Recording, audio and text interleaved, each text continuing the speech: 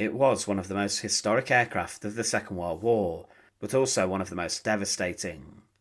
The B-17 Flying Fortress, the American heavy bomber, would drop over 640,000 tons of bombs onto Germany, and they caused thousands of deaths, the destruction of thousands of buildings and factories, but the planes themselves were very tough. There are examples of B-17s being badly damaged and arriving safely back to base after a rough time over Germany. But there was one B-17 which experienced a horrific fate, and whilst flying over a German town, it was struck by flak from an 88mm German gun. This Flying Fortress was cut in half, and the left part of its wings was sheared off, as were the engines. It's pretty obvious what happened next to that aircraft, and remarkably, all 9 of the airmen on board when it was cut in two still remained on the plane, and they were allegedly alive. This is a story of the shot-in-half Flying Fortress. To support our channel, please make sure to subscribe. The B-17 Flying Fortress dropped more bombs during the Second World War than any other American aircraft. Many of them flew from bases in England as part of the United States Army Air Force's Daylight Strategic Bombing Campaign. It was a trustworthy and hardy aircraft and was involved in bombing many German cities and towns to the ground. There was a significant amount of loss, though, on some Flying Fortresses. For example, on the 14th of October 1943, which was later known as Black Thursday, around 60 Flying Fortresses were shot down over Germany. 5 more crashed on approach to Britain, and 12 more were so damaged that they needed completely scrapping. But one of the most harrowing fates of a B-17 Flying Fortress crew occurred to the crew of the plane named Wee Willie. It was serial number 4231333, and it was built by the Boeing Airplane Company 2 plant in Seattle. It was delivered to the United States Army Air Force at Cheyenne on the 22nd of October 1943, and it arrived at RAF Bassingbourn in Cambridgeshire in Britain. It was a very trusted plane and flew over 120 combat missions over Western Europe, each time dropping its payload of bombs. But on its 129th mission, on the 8th of April 1945, that would be its tragic final mission and flight. The pilot that day was First Lieutenant Robert E. Fuller. It was part of the 322nd Bombardment Squadron, and on the 8th of April 1945, Wee Willie was to be involved in a bombing raid upon locomotive repair facilities at the railroad marshalling yards in Stendal, in Saxony-Anhalt in Germany. It was just another target for the crew who flew that day. They flew over the English Channel and then dropped their payload of bombs on the target, and the mission was, by the writing of the official report, a brilliant success. It was claimed in this that the High Squadron was furnished by the 322nd, led by Lieutenant Johnson. Strike photographs for the High Squadron's bombs show an excellent concentration of hits covering the aiming point. Almost the entire concentration lies within a 1,000 feet circle of the MPL. Meagre to moderate tracking AA fire on the bomb run was extremely accurate, resulting in minor damage to 13 aircraft and major damage to 4 in the group. The High and Lead squadrons each lost 1 aircraft in the target area from flak damage.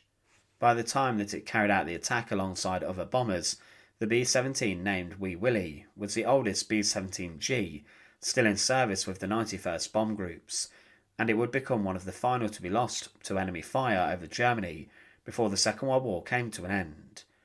Despite the accuracy of the bombing attack, there were significant flak teams on the ground who were firing their weapons high into the sky to try and bring down the American planes.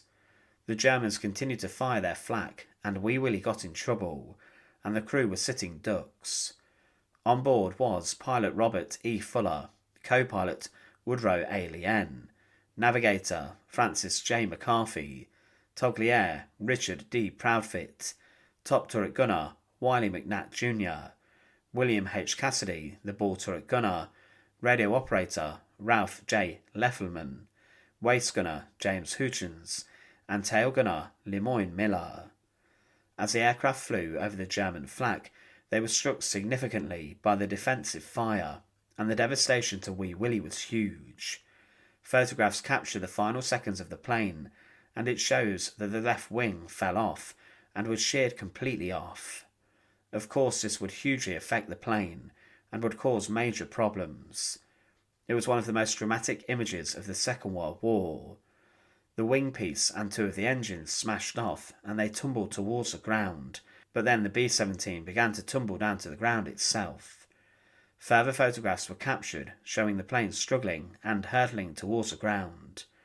Witnesses in other aircraft claimed that we were flying over the target at 20,000 feet altitude when I observed aircraft B-17 4231333 to receive a direct flak hit, approximately between the bomb bay and the number 2 engine.